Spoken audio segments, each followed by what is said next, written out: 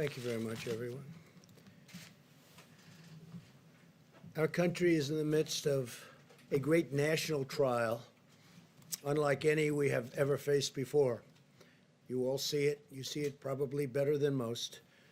We're at war with a deadly virus. Success in this fight will require the full, absolute measure of our collective strength, love, and devotion. Very important. Each of us has the power, through our own choices and actions, to save American lives and rescue the most vulnerable among us.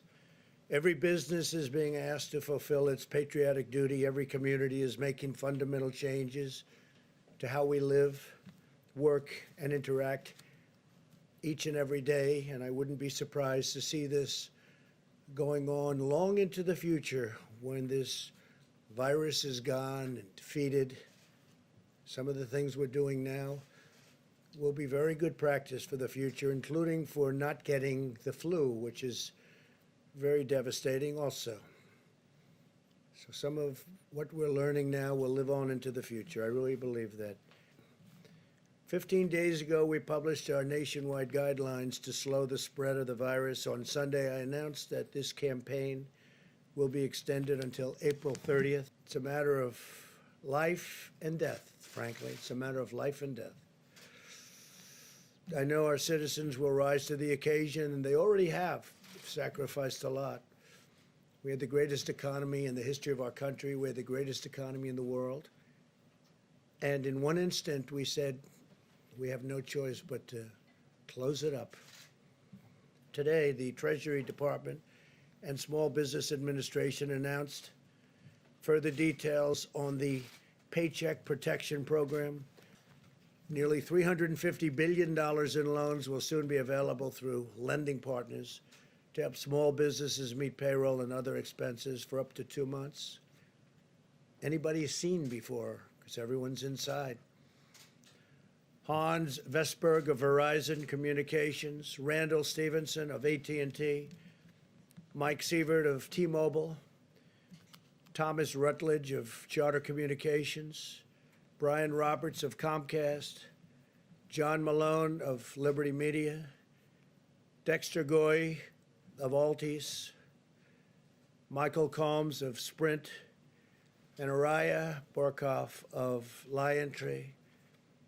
Also, Pat Esser of Cox Communications and Jeffrey Story of, if you look at other continents, if you look at Europe, they went a different route than we did, and they're having tremendous problems. Other countries are having problems. Other continents are having problems. It's at a level that nobody's seen it before. On the internet, it's holding up incredibly well. And they expect that to continue no matter what happened, and no matter how much more it gains, which if it can gain more than it already is, I don't know, because they're setting records. The USNS Mercy hospital ship is now operational. And in New York, as you know, the Comfort, everybody watched that. It's in place and will be in a very short while receiving large numbers of patients, over 1,000 rooms. And FEMA's also provided 100 travel trailers to assist with housing needs, and we're ordering. They're doing a good job with beds in Michigan, but they may need more than the 250. So FEMA and the Army Corps of Engineers are prepared to go there quickly and get it done. And that's in Louisiana, which really got hit. It started off very late, and it was looking good, and then all of a sudden it just reared up, came from nowhere. To care for hospital patients who are not infected. For example, I know that many expectant mothers are understandably concerned about exposing their newborn babies to the virus, and they should be. Since January 29th, we have successfully repatriated over 25,000 Americans from more than 50 countries, where they were literally stuck, in some cases locked in, as well as their counterparts at DHS and HHS, who have played such an important role in doing this. You probably read about the young people in Peru and young people in Brazil and they were absolutely stuck, and we got them out. Got them. Almost everybody is out now, back home with their parents, their wives, their husbands. I want every American to be prepared for the hard days that lie ahead. We're going to go through a very tough 2 weeks. And then hopefully, as the experts are predicting, as I think a lot of us are predicting after having studied it so hard, you're going to start seeing some real light at the end of the tunnel. But this is going to be a very painful, very, very painful 2 weeks. When you look and see at night the kind of death that's been caused by this invisible enemy, it's incredible. I was watching last night, and this is going to be a rough 2-week period. Approach that really important day when we're going to see things get better all of a sudden. And it's going to be like a burst of light, I really think and I hope. But America will answer with love and courage and ironclad resolve. I think only good things can be said when you look at the job that's been done. I just spoke with Franklin Graham, who's an extraordinary person. And Samaritan's Purse has been, like so many others, just been amazing and so fast. They did it so fast. He's been doing that for a long time, but I think people are really seeing what they have done. Franklin Graham, very special family. As we send plane loads of masks and gloves and supplies to the communities battling the plague, and that's what it is. This is a plague. Above all, the people fighting for their lives in New York and all across our land. I watched as doctors and nurses went into a certain hospital in Elmhurst this morning. I know Elmhurst, Queens. I grew up right next to it. I know the hospital very well. Been seeing it all my life, my young life. And I will tell you that to see the scenes of trailers out there and what they're doing with those trailers, they're freezers, and nobody can even believe it. And I spoke to some of my friends. They can't believe what they're seeing. And I watched the doctors and the nurses walking into that hospital this morning. It's like military people going into battle, going into war. The bravery is incredible. And I just have to take my hat. I would take my hat. If I were wearing a hat, I'd rip that hat off so fast, and I would say, you people are just incredible. They really are. They're very brave. They're going in, and they don't know. You have lots of things flying around in the air. You don't know what you're touching. Is it safe? How is he doing 2 days later? And they say, sir, he's unconscious, or he's in a coma. So things are happening that we've never seen before in this country. We will prevail. We will win, and hopefully it will be in a relatively short period. We will prevail, we will win, and hopefully it will be in a relatively short period of time. Show you some of the latest, just the data that has been, I think, brilliantly put together. Allow me to give you a few brief updates before the President takes questions. Since we were last together, the President and I have spoken directly to several governors around the country, including Illinois, Louisiana, Michigan, New York, and other states, and authorized 10 different states to use full federal funding, so-called Title 32 funding, to pay for their National Guard. On the subject of testing, we have now completed more than 1.1 million tests around the country. We remind every governor and every laboratory and hospital in the country it's imperative that you continue to report daily to the CDC the results of those tests to give us the visibility and also through correspondence to every governor the importance of using their National Guard if need be to move medical supplies. But we're urging every governor to make sure to work with their state emergency management team and maybe use the National Guard to move those supplies from warehouses to hospitals. FEMA is literally working and contracting around the world. Help is on the way. And at the President's direction, we're going to leave no stone unturned anywhere in America or anywhere in the world to make sure that you have the resources and the equipment to do your job. We continue to urge people in the areas of New York, New Jersey, and Connecticut to refrain from travel around. Lastly, as the President highlighted yesterday, businesses around America are stepping up as never before. Tomorrow, I'll travel with Secretary Sonny Perdue to Gordonsville, Virginia, to the Walmart Distribution Center. But I have numbers, but I'd rather have them say the numbers if you don't mind. It's big. Because that's not assuming 100% of every American. And so that is really the issue, how much we can push the mortality down. Yeah. So our hope is to get that down as far as we possibly can. You know, it will be difficult. I mean, no one is denying the fact that we are going through a very, very difficult time right now. You told us yesterday that you're accomplishing, or the U.S. at least is accomplishing 100,000 tests per day, but we're still hearing difficult stories from the front lines of the first responders that you praised so appropriately a little while ago, that they can't test all of the people that they need to test. Do you have any kind of projection as to when everyone who needs a test will be able to receive one? Yeah, I can only say that we're doing more than anybody in the world by far. And now we have the new test that you saw yesterday. That's going to be rolled out, I think, tomorrow or the next day. Tests were given out, not by us, by other countries, where there was a 50-50 chance that it was wrong. What kind of a test is that? And they were just developed.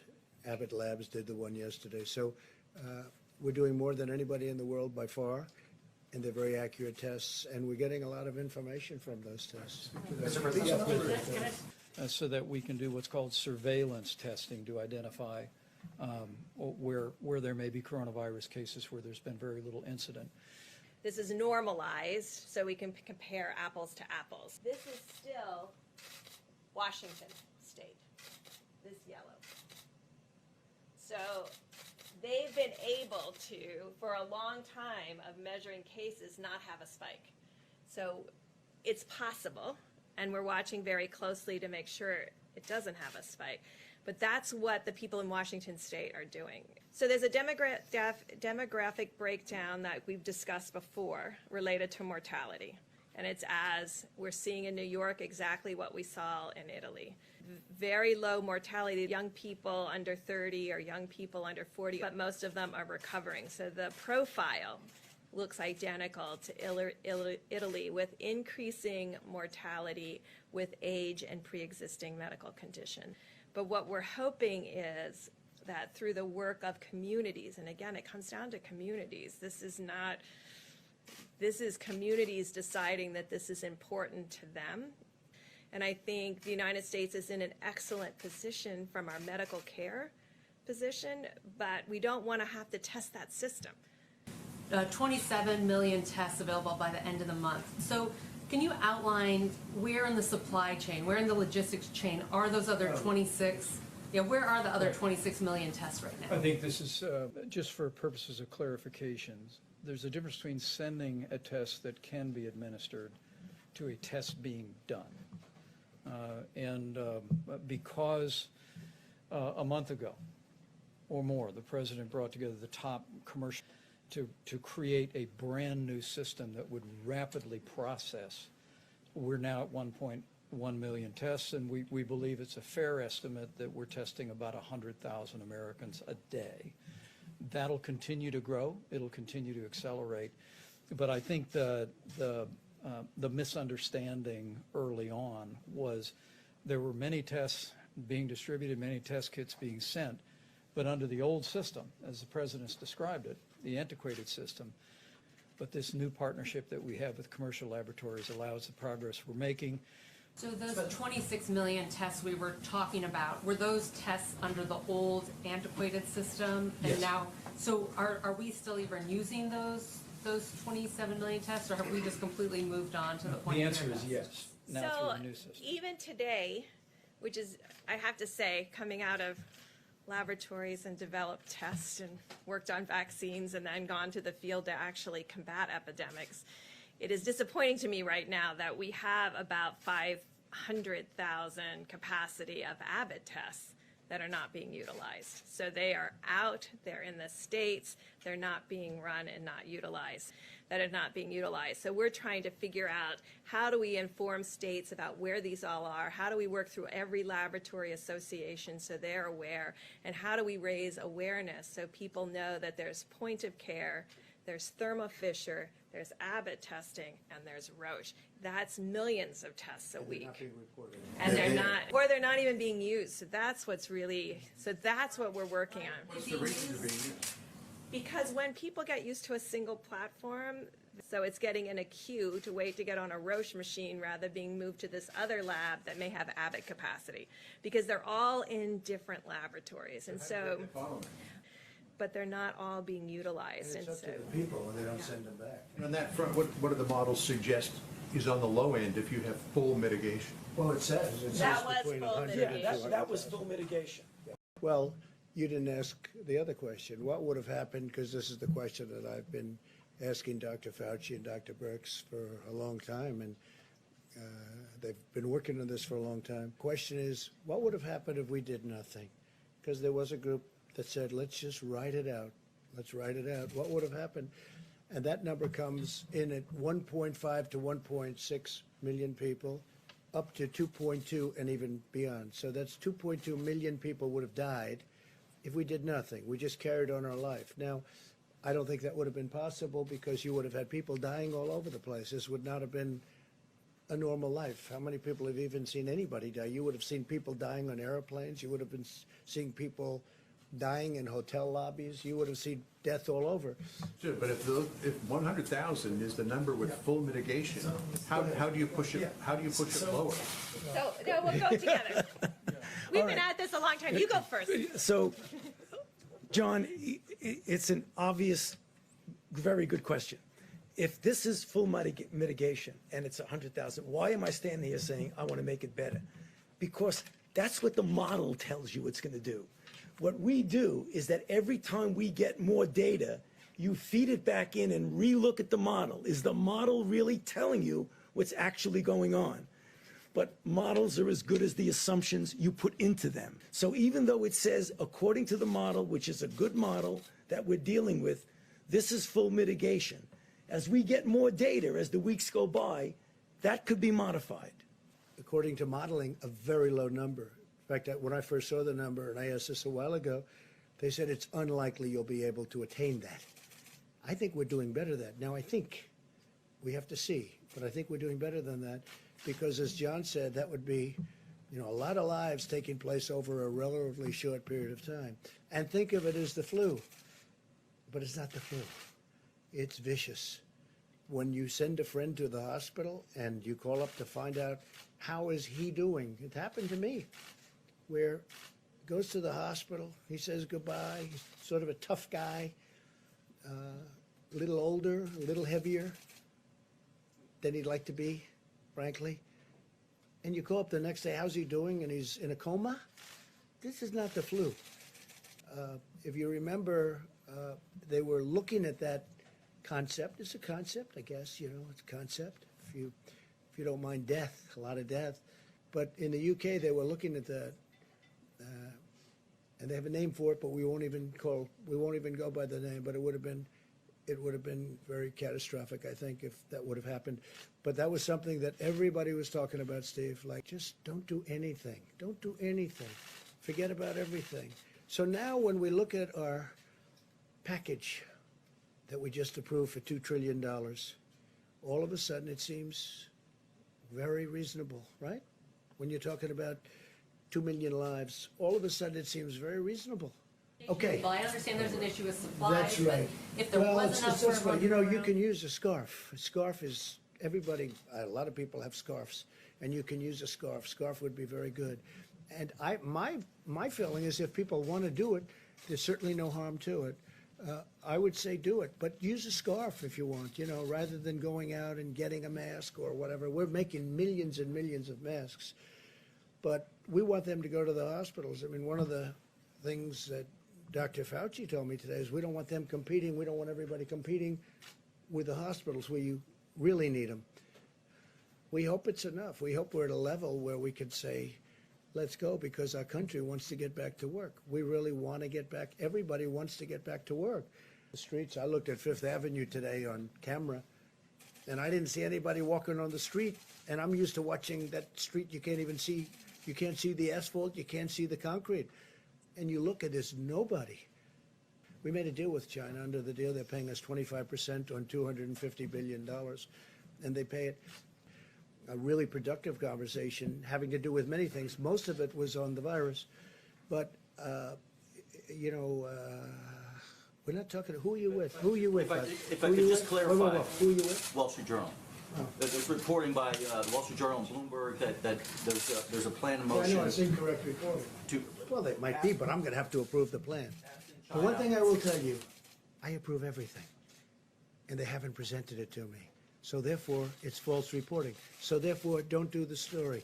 If we're going to do something, I'd be glad to let you know. There's nothing wrong with doing it. We're going to let the governors do it. Now, if it's obviously wrong, I mean, people can make things, they can make a decision that we think is so far out that it's wrong, we will stop that. Podium, I wanted to ask about your call with President Putin a couple days ago.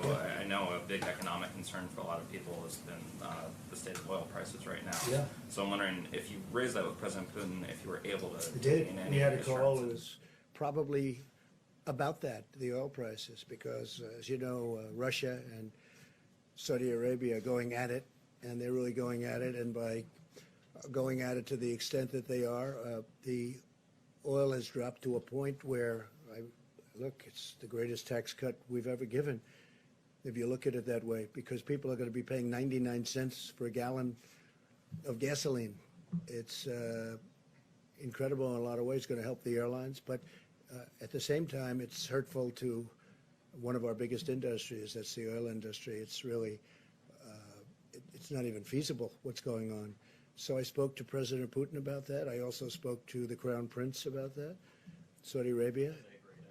No, I think, yeah, they're going to get together, and we're all going to get together, and we're going to see what we can do, because you don't want to lose an industry. You're going to lose an industry over it. Thousands and thousands of jobs.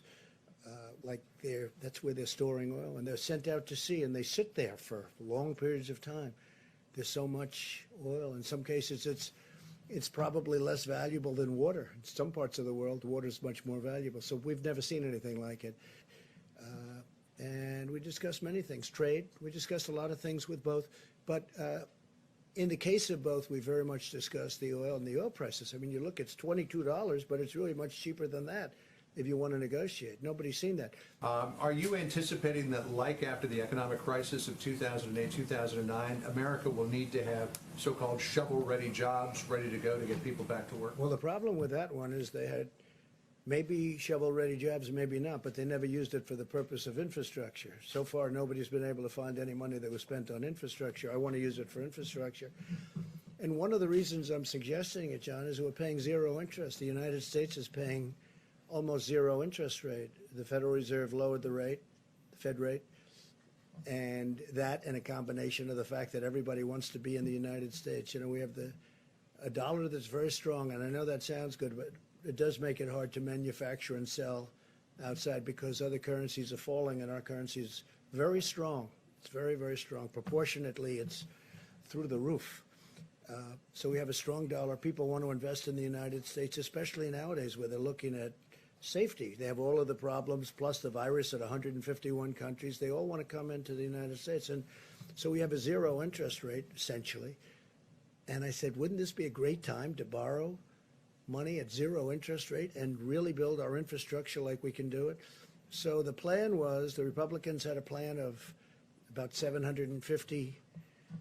I would say they were at 7.5. You had the Democrats were a little less than $1 trillion. The Republicans were a little bit less than that. And I'm suggesting $2 trillion. We redo our roads, our highways, our bridges. We fix up our tunnels, which are many of them in bad shape, like coming into New York, as you know, really bad shape. And we really do a job on our infrastructure. And that doesn't mean we're going to do the Green New Deal, because I won't do it. I won't approve it. We're not going to do the Green New Deal and spend 40% of the money on things that people just have fun with. I wanted to get back to the virus. You were saying at the beginning of the press conference that you're looking at holding back 10,000 ventilators. Is that because you need to pick and choose where these ventilators are going to have to go because of the nature of the pandemic? Right. and Good how it's question. spreading? And also, I just wanted to ask Dr. Fauci and Dr. Birx, if it's possible after you finish, is that part of the reason why you're projecting 100,000 to 200,000 deaths, that there are going to be some people who aren't going to be able to get ventilators or be put on a Actually, ventilator? just the opposite, because we're holding back. We have almost 10,000, and we're holding because we're going to need them over the next couple of weeks as the surge goes on. You see the chart. We haven't hit the top yet, and we have to be able to move them immediately. And we can't take them because it's going to be very hard to do that. We can't take them to places that aren't needing them. Plus, we have requests for ventilators in hospitals and in states and cities that don't need them, in our opinion. They don't need them. They won't need them at the top. So we're holding it back for flexibility. We actually just took 600 and we sent them to different locations today. Unbelievable. We have now 11 companies making ventilators. Now they'll be starting to arrive in the next week, but we've also grabbed a lot of them. Some hospitals had more than they were saying, or at least more than we knew about, which is a good thing, not a bad thing. But we want to be able to have, I guess the word would be flexibility, so that if the surge turns out to be much stronger in Louisiana, which it could, that we can immediately bring 1,000 or 2,000 to Louisiana. But we want to have, we have a reserve right now. It's like having oil reserves, except more valuable, frankly. But we have a reserve right now, and we'll be able, and we also have a great team of people ready to deliver. They can move them fast. That they're facing what looks like a medical war zone in some Yeah, of these places. they are going to be facing a war zone. That's what it is. I've heard some of the paramedics and some of the doctors. They said they've been in war zones. They've never seen anything like this. You look at Elmhurst Hospital in Queens. I've never seen. I mean, I just think it's so, because that's a hospital that's near where I grew up, and it is a war zone in a true sense. Yeah, please. Yeah, on the ventilators, so we've been hearing from governors who say they are fighting amongst themselves, essentially bidding amongst They themselves to shouldn't be get these doing that. ventilators. If that happens, they should be calling us. Look, we have ventilators, but we've distributed thousands of ventilators. But they shouldn't be doing that. And if they need them that badly, we know. We have pretty good ideas of where they're going to need them. Some people, frankly, think they need them and they don't need them. I don't want to mention names, but there are some people that want them. You have some people that, I guess, automatically hoard a little bit. They want to have more than they think they need. But, a ventilator is a very precious piece of equipment right now. It's hard to make. It takes a long time to make it. It's complex. Some of them are like the dashboard of an airplane. I mean, they're very complicated and very expensive machines, and some are much simpler. But we have some hospitals in some states that think they need ventilators, and we don't think they do. Now, if they do need them, we will have them there before they need them. The good news is we haven't heard anything bad. In other words, there's been no catastrophic events. But we haven't, it's a little bit too soon to talk about it. It would be a total game changer, John, if that happened. If that happened, it would be a game changer. And we include that, and I think in all cases, the Z-Pack, you know what the Z-Pack is. So we're going to see what happens with the hydroxychloroquine. I think maybe the doctor might want to speak about the vaccines, because a lot of Johnson & Johnson is advanced, very advanced. We'll see what happens. The one thing with the vaccine is it doesn't help this group, because this group, you need to test the vaccine. The one thing with the drug you just mentioned, right, is that's been out. It's a malaria drug and also an arthritis drug, so it's been out there for a long time. Very powerful drug, but it's been out there for a long time. There's a whole menu of drugs and interventions that are now going into clinical trials that are not approved for anything yet. I mean, for example, things like immune serum, convalescent plasma, or hyperimmune globulin, or monoclonal antibodies, a variety of other. There's a lot of activity going on behind the scenes in the design of the kinds of clinical trials that will give us an answer. Because you need an answer, because if it doesn't work, you want to get it off the table and go to the next one. when you're in a phase 2 or phase 3 trial, or 2B, as we call it, that we might get an early efficacy signal. And an efficacy signal means that even though you haven't definitively proven that a vaccine works, you get enough information that if it were an emergency, you might be able to have an emergency youth authorization for it. Hydroxychloroquine and azithromycin, which is, you know, you take it with it, maybe, if you want, for the infection. I think some medical workers are doing that, using it maybe, or getting it prescribed perhaps as for another use. But the word is that some are and some aren't. I mean, I think it's not a bad idea to do it, but that's up to the doctors. But there is a theory going around that in our country and some other countries, people are taking that work in the hospitals, that work with the patients, because there is some evidence. And again, it's going to have to be proven. It's very early. You know, we're rushing this stuff through. This was supposed to take a long time to be approved. And about U.S. military readiness during this pandemic. For instance, what would happen if, as reported, China was to increase patrols in the South China Sea? What would your well, response we're going be? to see all about that. Don't worry about our military. You know, you saw the military put up a hospital in 3.5 days with 2,900 beds, with a lot of beds. One thing that I think is indisputable is when I watch the Army Corps of Engineers and FEMA working with them, but when I watch the Army Corps of Engineers throw up these hospitals, and they're complex, I mean, these are incredible buildings, essentially, tents and various things, but they did it in such a short period of time. And our military is ready like you haven't seen. And you know who the best guests of the different shows are? We watch the shows at night. And I think the best guests that I've seen in a long time are the military people, and they've never done it before. I've watched General Semonite, who I deal with a lot. I say, General, you got to give us 2 new hospitals in Louisiana. Yes, sir. And the next morning, they're building them at 6 o'clock in the morning, and they're up in 3 days.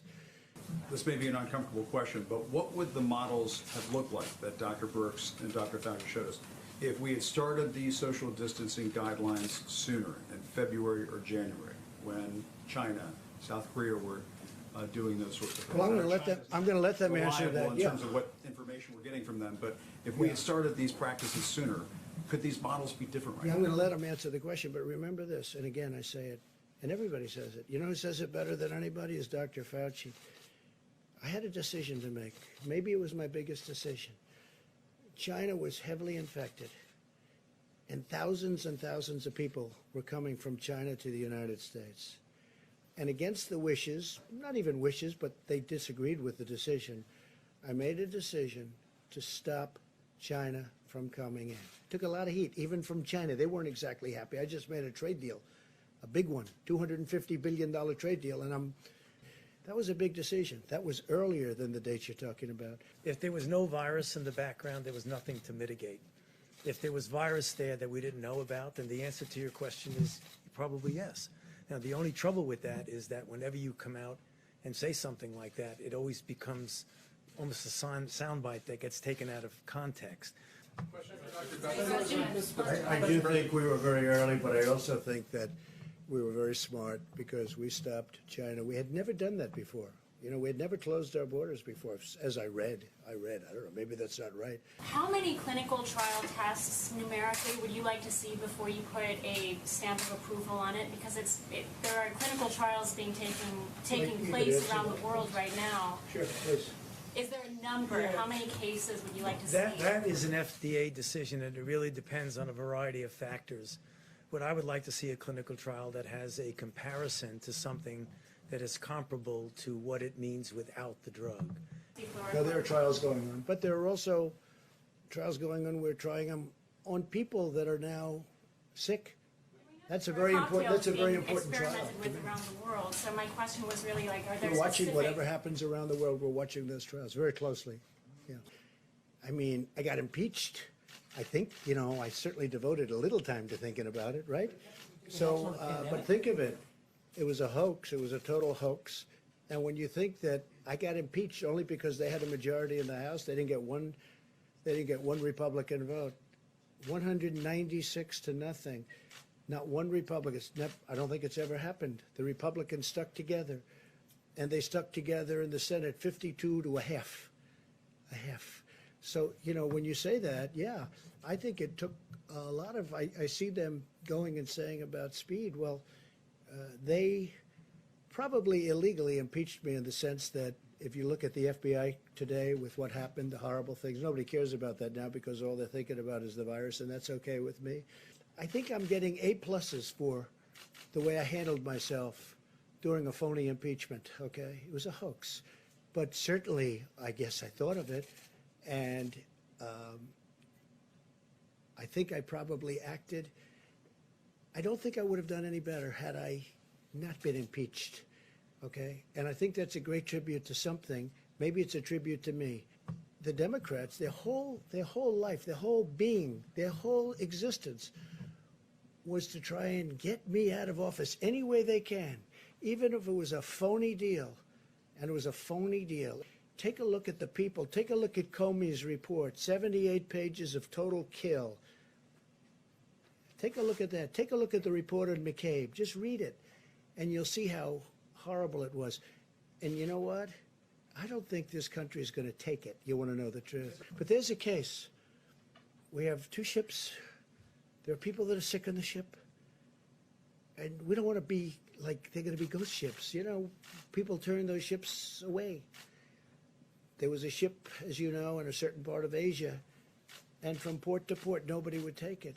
But in the meantime, you have people that are dying on the ship, or at least very sick, but they're dying on the ship. So I'm gonna do what's right, not only for us, but for humanity. I mean, these are 2 big ships, and they have a lot of very sick people. And I'll be speaking to. Yeah, go ahead, please. Thank you very much. I was hoping you could. You ever run out of questions? It's the most unbelievable thing. You go through the room, but I have nothing else to do. So if you want to, Then you just said tonight, they you mean shouldn't he be was doing he was that. complaining? Well, he said. Say it. Say it. That's What did fine. he say exactly? What did he say?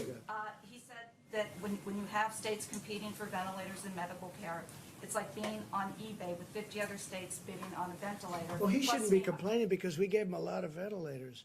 And if you take a look at the chart, it's down. The problem is with some people, no matter what you give, it's never enough. It's never enough. Like they'll say, how's Trump doing? And you're a Democrat. Some of them said really good. And others said really good. But, you know, generally your natural reflex, how's Trump doing? You ask that question to a Democrat. We don't like it. Oh, really? You don't like it? I want to save lives. I'm not doing this for any other reason. I want to save lives. But the governor of New York's gotten 4 hospitals. He's gotten 4 medical tents. He's gotten a ship, the likes of which nobody's ever seen before. We're sending a lot of, actually, Mayor de Blasio had an interesting request. He wanted people, and we're sending medical people. You know, a lot of people, a lot of the states aren't having a problem with ventilators, they're having a problem getting medical people. And we're sending a lot of people in, military, very talented people. They shouldn't be doing what? They shouldn't be, the governors shouldn't be competing with each other. No, they shouldn't be competing, and they should call us. Wait, no, I don't want them to compete because all they're going to do is drive up the price. I don't want them to compete.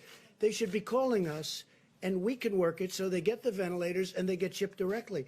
If they're competing, if they're calling, even if there's only 2 of them calling, they're going to just drive up the price because as nice as some of the people that do ventilators, they do want to make money, okay? Now, you know, New York had a chance to buy 16,000 ventilators. I guess they didn't take that option. That was in 2016. And that's a hard option to take because it's a lot of money. And who would ever think you need 16,000 ventilators? Who would ever think it?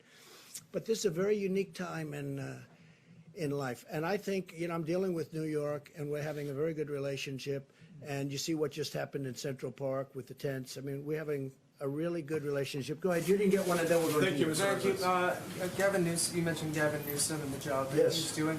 I'm interested in what you think California has done to contribute to the suppression of the curve. Well, they've done a good job, California. Now, let's see what happens, because we could have a spike, doctors. I mean, you don't know. They could have a spike where all of a sudden it spikes upward. We had a couple, like Louisiana. I think they're doing a really good job, but they had nothing. Now, they had Mardi Gras, and then all of a sudden after Mardi Gras, which tells you about distancing, I guess. I mean, it's an example of what could happen, but they were, like, flawless. I was always surprised. I was looking at Louisiana, and I understand that state. I love that state. And I'm saying they're in great shape. Then they have Mardi Gras. It was a big success, tremendous success. And then all of a sudden, it went like a rocket ship. So that tells you about distancing. Say it again louder. There's a homelessness crisis in California. Yeah, there They're is. obviously concerned that it could spread like wildfire in that community. So is there anything the administration? Well, they're is looking doing? at that very strongly, and I know that it bothers Gavin. I don't know if it bothers Nancy Pelosi, but she's got it in her district at a very high level. They have to be very careful. They have a very big homeless population in an area which just a few years ago didn't have anybody in those areas. Mr. President, you spoke several times with Prime Minister Trudeau, President Macron, and at the end of last week, President Macron talked about an important initiative that you and him would launch. Any news on that? No, we're talking about something that will be very positive for the world if we do it. We'll see if we do it or not. form would it Well, I take? don't want to talk. It's a private thing, but it will become public if we decide to do it. But positive. Our relationship with the president, our relationship with France is, I think extraordinary, very good, probably as good as it's ever been. I think from the beginning, my attitude was that we have to give this country. I know how bad it was. All you have to do is look at what was going on in China. It was devastation. Those initial numbers coming out from China. I read an article today, which was very interesting. They say, we wish President Trump would give more bad news. Give bad news. I'm not about bad news. I want to give people hope. I want to give people a feeling that we all have a chance. I mean, when you saw the numbers, and when John and all of you saw those numbers, and you're saying 120,000 people, you mean that's good? 100,000 dead people within a short period of time. I want to give people a feeling of hope. I could be very negative. I could say, wait a minute, those numbers are terrible. This is going to be horrible. This is a horrible thing. Hey, Jim. Last month and said, okay, let's go to the beach, let's go to the airport, let's go down to Mardi Gras. Well, there were a lot Let's of go people. do There those were a lot of things. people that could have said that. We didn't say that. Fortunately, I didn't say that, and that was an alternative. We talked about it. That was always an alternative. That's what I said. Let it rip. Let it ride. Do nothing, and we could have had 2.2 million dead people, more than that. And we stopped China really early, and we stopped Europe really early because I saw what was happening. What happened is I stopped Italy because Italy was really heavily infected. Europe. I love Europe, but they were having problems. Dissipate, that this would disappear. I want to be positive. I don't want to be negative. I'm a positive person. Somebody said, oh, I wish you'd be more negative. They literally have that. It's in one of the wonderful newspapers today. I wish you'd be more negative. Well, this is really easy to be negative about, but I want to give people hope too. I'm a cheerleader for the country.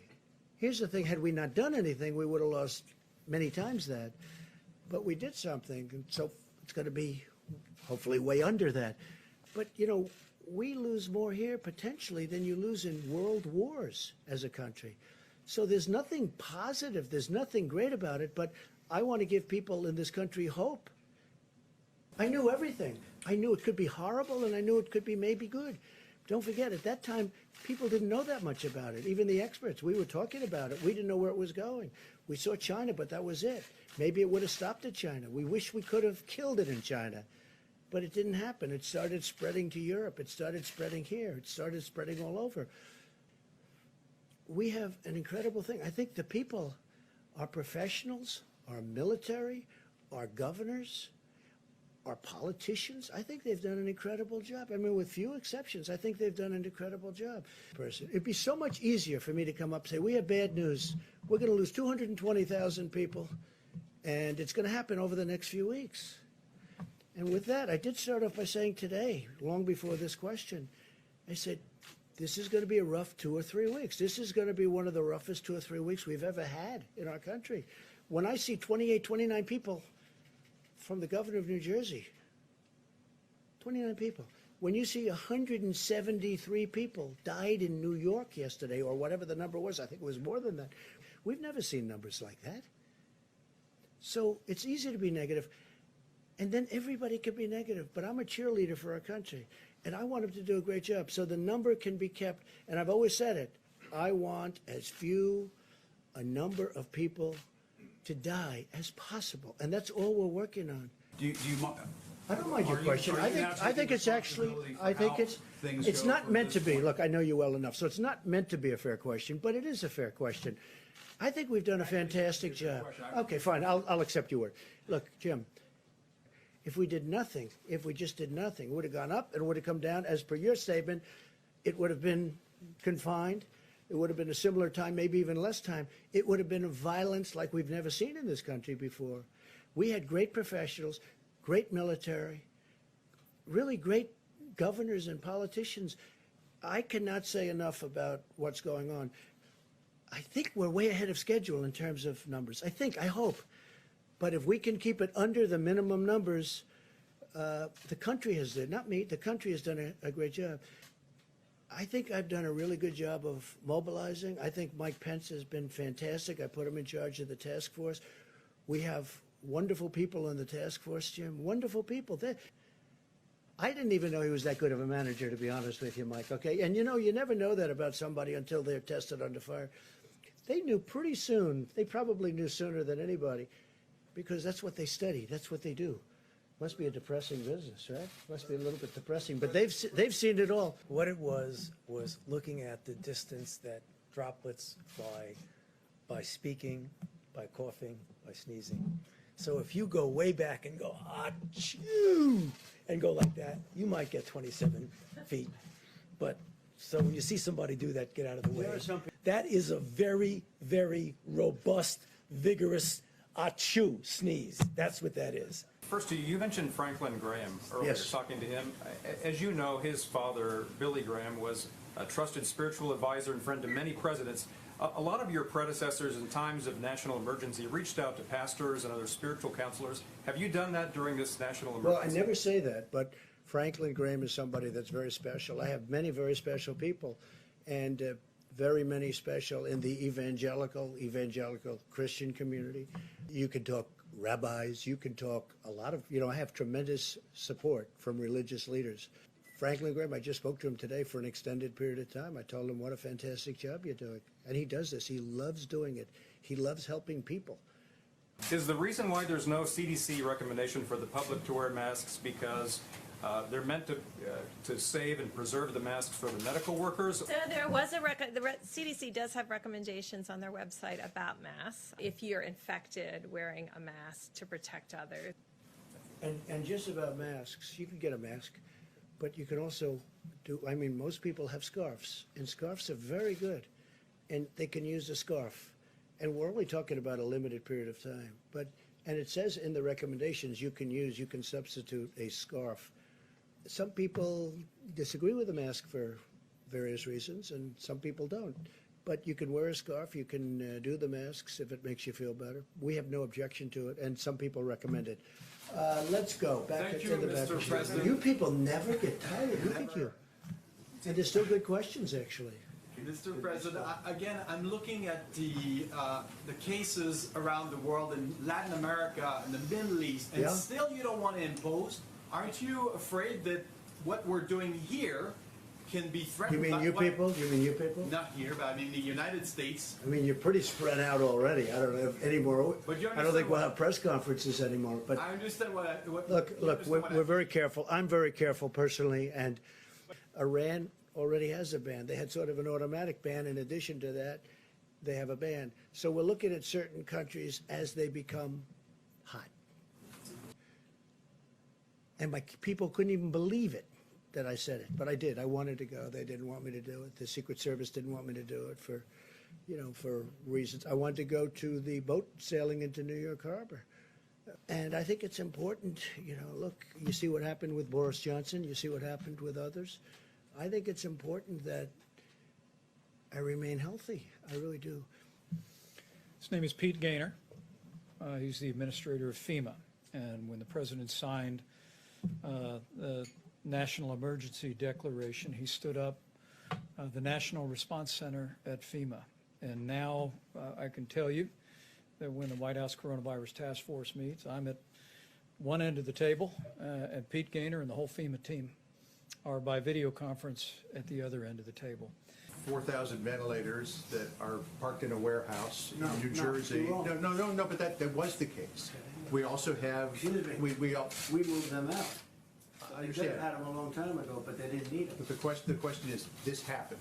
We also have people not knowing about the new Abbott testing facility. Your point's well taken. The Abbott Laboratories point of contact test was approved Friday. You call an incident command what we call the Federal Emergency Management Agency, working 24/7. 3 governors call up that truly have disliked me over the years, even before I decided to run for president. And they said, I have to tell you, you've done a great job. You and your team have done a great job. These are 3 governors, respected, very respected in 2 cases. I think the one thing nobody really knew about this virus was how contagious it was. It's so incredibly contagious, and nobody knew that. This is like, I don't know that anybody's ever seen anything like this. Normally you'd have to get close and touch and this, and a lot of things have to happen. This is just like, it's truly invisible and so contagious. And I don't think any doctor knew it at the time. I don't think anybody could have known it.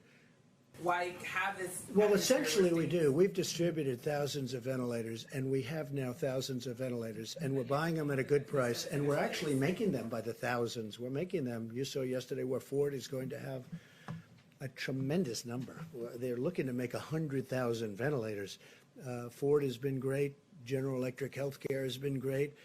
General Motors has come a long way, I have to be honest. They're working very hard. We're making thousands and thousands of ventilators. You know, at the end of this, and there will be, don't say I'm optimistic, because I don't want to, I wouldn't want to do that.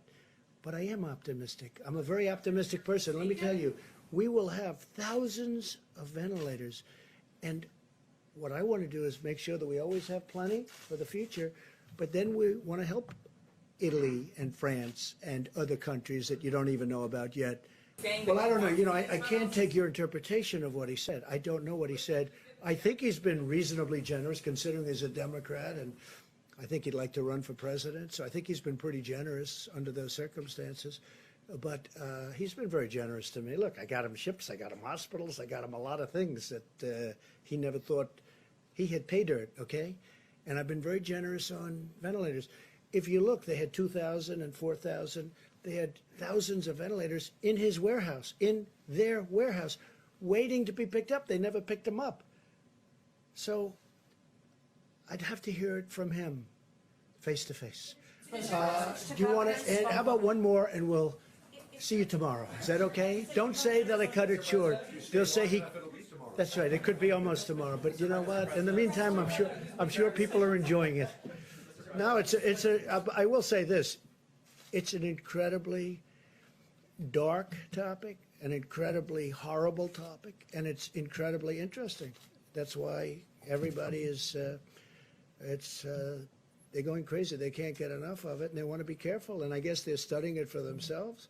They're studying if they get it. A lot of people have it. A lot of people are positive, and they hope for the best. Because when this gets the wrong person, meaning a person that qualifies, generally speaking, under the list, it is ravaging. It is horrible. Well, if we do see a second wave, because I've heard Dr. Fauci answer this question, if we do, we're going to be, I think, very well prepared. And the second wave won't be like the first wave.